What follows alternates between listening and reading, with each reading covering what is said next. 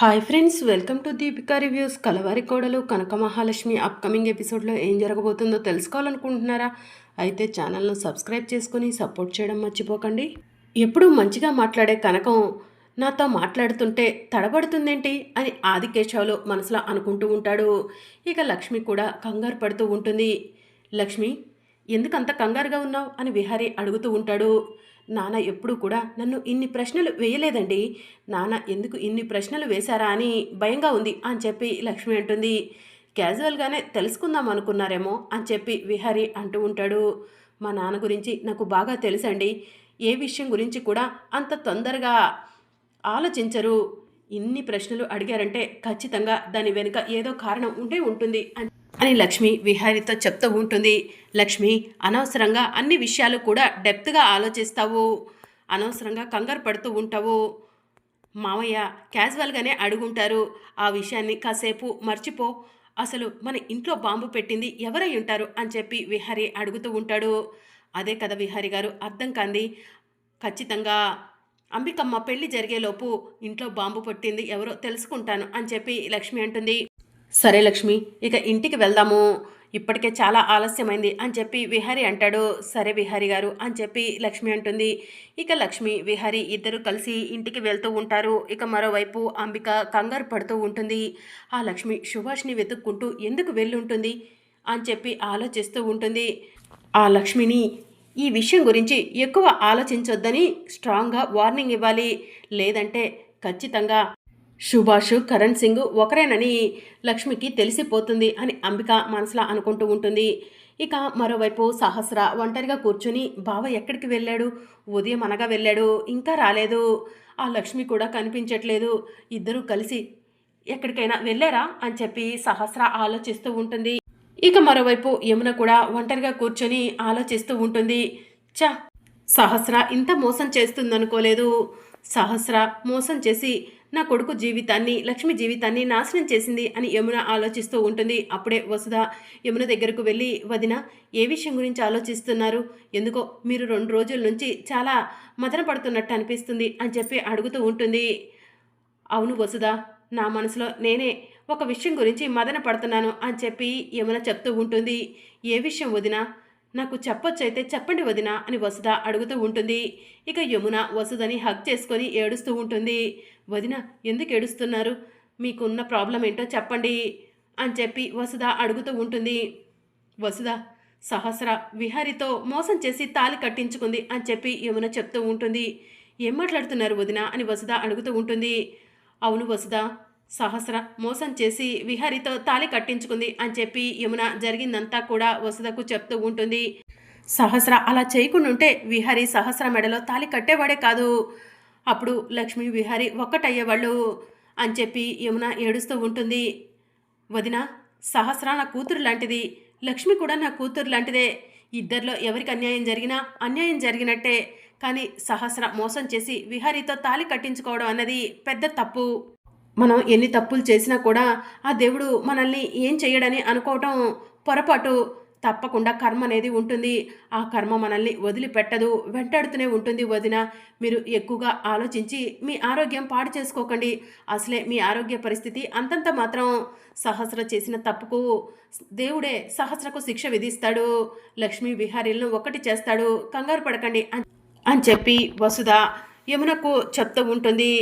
అది కాదు వసుధ, అసలు సహస్ర ఇలా ఎలా చేసింది అని చెప్పి యమున అంటూ ఉంటుంది. విహారిని సొంతం చేసుకోవటం కోసం అదే కరెక్ట్ పద్ధతిని సహస్ర అనుకొని ఉంటుంది, అందుకే అలా చేసి ఉంటుంది వదిన అని చెప్పి వసుధ చెప్తూ ఉంటుంది. అనవసరంగా కంగారు పడి ఆరోగ్యం పాడు చేసుకోకండి, మీ ఆరోగ్యం పాడైతే విహారి బాధపడతాడు అని చెప్పి వసుధ చెప్తూ ఉంటుంది. ఇక మరోవైపు ఆదికేశవులు, అమ్మాయి అల్లుడు గారు సంతోషంగా ఉన్నారో లేరో అమ్మాయి కనకాన్ని ప్రశ్నిస్తుంటే తడబడుతూ సమాధానం చెప్పింది. అల్లుడు గారి తల్లిదండ్రులు ఎక్కడ ఉంటారో సిటీకి వెళ్ళి ఆరా తీయాలి అని చెప్పి ఆదికేశవులు మనసులో అనుకుంటూ ఉంటాడు.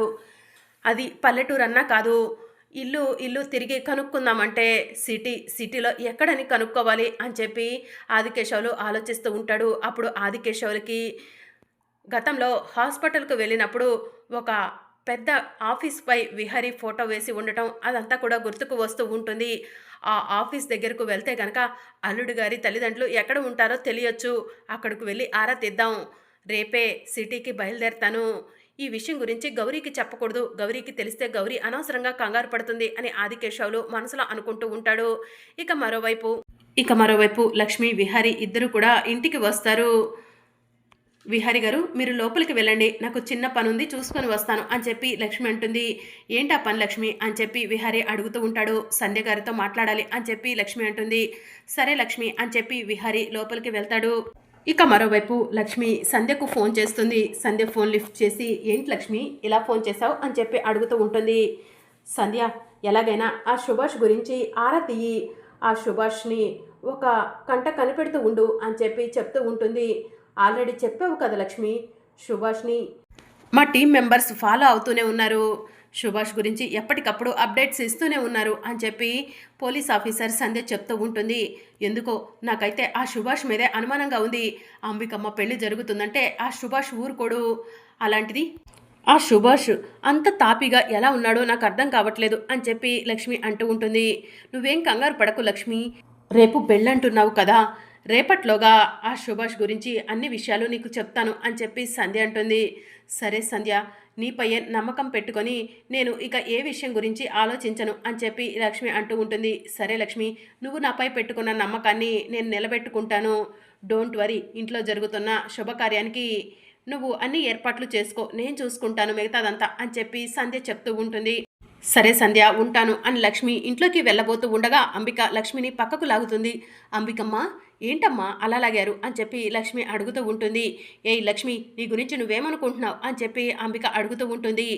నా గురించి నేనేమనుకుంటానమ్మా అని లక్ష్మి అంటూ ఉంటుంది. సుభాష్ ఇంటికి ఎందుకు వెళ్ళావు లక్ష్మి అని చెప్పి అంబిక అడుగుతూ ఉంటుంది. సుభాష్ ఇంటికి నేను వెళ్ళానని మీకెవరు చెప్పారమ్మా అని లక్ష్మి అడుగుతూ ఉంటుంది. టాపిక్ డైవర్ట్ చేయాలని చూడకు లక్ష్మి, సుభాష్ ఇంటికి ఎందుకు వెళ్ళావు అని చెప్పి అంబిక అడుగుతూ ఉంటుంది.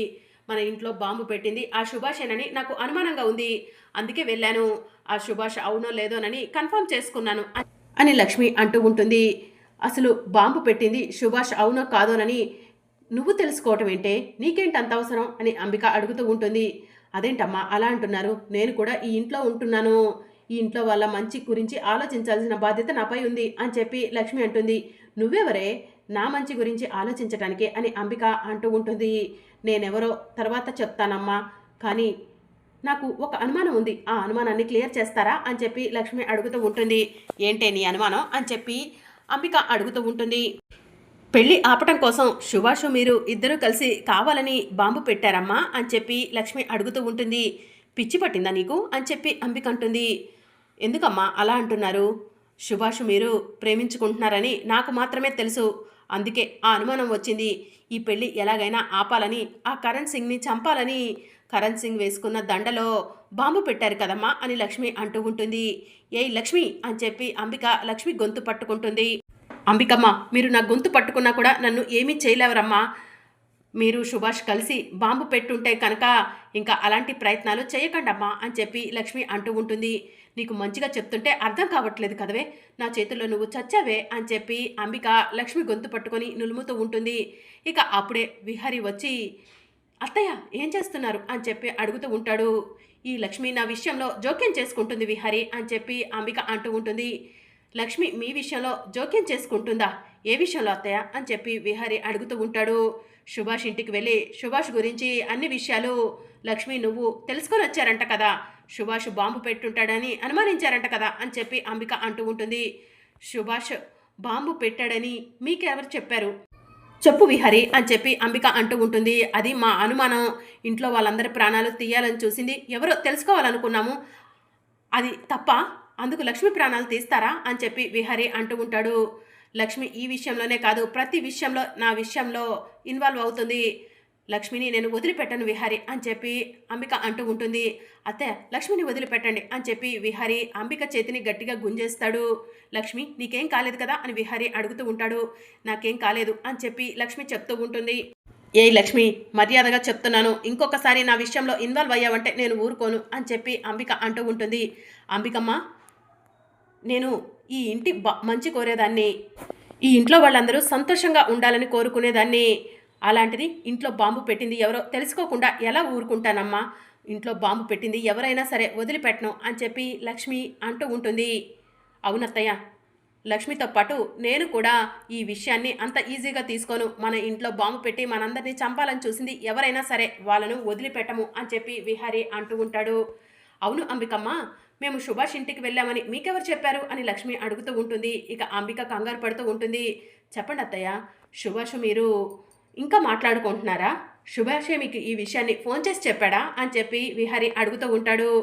సుభాష్ నేను చాలా రోజుల నుంచి మాట్లాడుకోవట్లేదు విహారీ, కానీ మీరు సుభాష్ ఇంటికి వెళ్ళారని, సుభాష్ని కొట్టారని సుభాష్ ఇప్పుడు నాకు ఫోన్ చేసి ఏం తప్పు చేశాను, నన్ను కొట్టిస్తున్నావు అని చెప్పి నన్ను నిలదీశాడు విహారీ. ఏం చెప్పాలో అర్థం కాలేదు, నా తల తీసేసినట్టయింది అని చెప్పి అంబిక అంటూ ఉంటుంది. ఆ సుభాష్పై కేవలం అనుమానం మాత్రమే. బాంబు ఎవరు పెట్టారో ఖచ్చితంగా తెలుసుకుంటాము, వాళ్ళ అంతు తెలుస్తాము అని చెప్పి విహారీ చెప్తూ ఉంటాడు. లక్ష్మి నువ్వు లోపలికి వెళ్ళు అని చెప్పి విహారీ అంటూ ఉంటాడు. ఇక లక్ష్మి అంబిక వైపు కోపంగా చూస్తూ లోపలికి వెళ్తుంది. ఇక అంబిక కూడా లక్ష్మి వైపు కోపంగా చూస్తూ ఉంటుంది. ఇక మరోవైపు విహారీ లోపలికి వెళ్తాడు.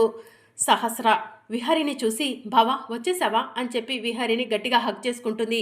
సహస్ర వదిలిపెట్టు అని చెప్పి విహారీ అంటాడు.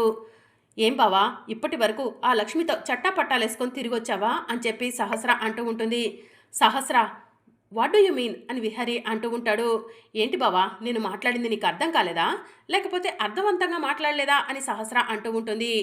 ప్లీజ్ సహస్ర ఇరిటేట్ చేయకు అని విహారీ అంటూ ఉంటాడు. నేను దగ్గరికి వస్తుంటే నన్ను నెట్టేస్తావు, నేను ఏదైనా మాట్లాడుతుంటే ఇరిటేట్ చేస్తున్నా అంటావు, నేను ఎప్పుడు నీ దగ్గరికి వచ్చినా నన్ను అవాయిడ్ చేస్తూ ఉంటావు, కానీ ఆ లక్ష్మిని మాత్రం నీ వెనక తోకలాగా వేసుకొని తిరుగుతూ ఉంటావు అని చెప్పి సహస్ర అంటూ ఉంటుంది. స్టాప్ ఇట్ సహస్ర అని చెప్పి విహారీ అంటూ ఉంటాడు. ఎంతమంది నోర్లు మూపిస్తావు బావా, చెప్పు బావా అని చెప్పి సహస్ర అంటూ ఉంటుంది. ఒక ముఖ్యమైన విషయం గురించి తెలుసుకోవడం కోసం నేను లక్ష్మి వెళ్ళాం అని చెప్పి విహారీ అంటాడు. ఆ లక్ష్మిని ఎందుకు తీసుకెళ్ళావు బావా, నన్ను తీసుకెళ్ళొచ్చు కదా అని సహస్ర అంటూ ఉంటుంది. ఇక విహారీ ఏం మాట్లాడు, నువ్వు ఎందుకు మాట్లాడలేదో నేను చెప్పనా బావా, నేనైతే పెళ్ళాన్ని నువ్వు తిట్టినా దగ్గరికి తీసినా తీయకపోయినా పడి ఉంటాను కదా, ఆ లక్ష్మి నీకు చేతికి చిక్కినప్పుడే నీ పని పూర్తి చేసుకోవాలనుకుంటావు అంతే కదా బావా, అందుకే కదా బావా ఆ లక్ష్మిని తీసుకొని బయటికి వెళ్ళింది అని సహస్ర అంటూ ఉంటుంది. సహస్ర నాన్ సెన్స్గా మాట్లాడుతున్నావు అని విహారీ సహస్ర చెంపపై లాగిపెట్టి ఒక్కటిస్తాడు. ఇక సహస్ర ఏడుస్తూ నన్ను కొట్టావు కదా బావా, ఈ విషయం అమ్మతో చెప్తాను అని చెప్పి సహస్ర ఏడుస్తూ పద్మాక్షి దగ్గరికి వెళ్ళబోతూ ఉండగా సహస్ర ప్లీజ్ సహస్ర ఏదో కోపంలో కొట్టాను, ఇరిటేట్ చేశావని కొట్టాను, సారీ సహస్ర అని చెప్పి విహారీ అంటూ ఉంటాడు. ఇక సహస్ర వినిపించుకోకుండా పద్మాక్షి దగ్గరికి వెళ్తూ ఉంటుంది. సహస్ర నీకు దండం పెడతాను, ప్లీజ్ ఈ విషయాన్ని ఇక్కడే వదిలే అని విహారీ అంటూ ఉంటాడు. మరి అప్కమింగ్ ఎపిసోడ్లో ఏం జరగనుందో తెలుసుకోవాలనుకుంటున్నారా? అయితే ఛానల్ను సబ్స్క్రైబ్ చేసుకొని సపోర్ట్ చేయడం మర్చిపోకండి. Thank you for watching.